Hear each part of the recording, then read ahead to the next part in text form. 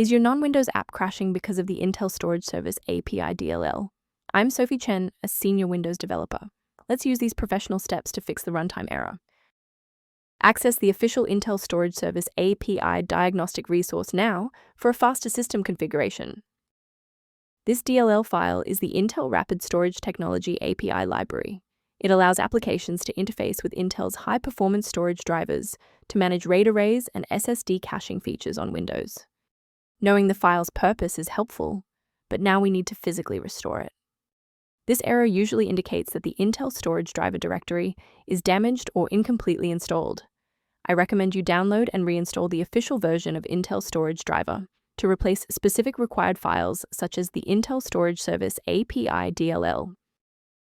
When a standard reinstall doesn't cut it, we move to advanced diagnostic steps to ensure the system is properly configured.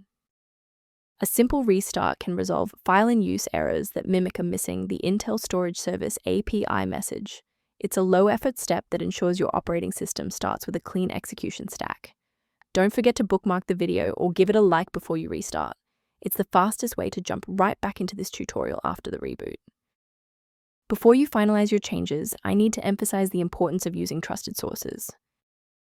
Replacing the Intel Storage Service API without a proper diagnostic environment can lead to DLL hell, where multiple conflicting versions of the library paralyze your operating system's ability to load software. To reduce technical overhead while maintaining high security, here is a professional method for managing system-level file health.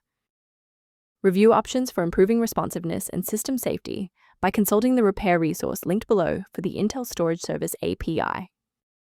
If you've regained access to the Intel Storage Service API thanks to this guide, a like and a subscription really helps us continue producing these verified technical fixes.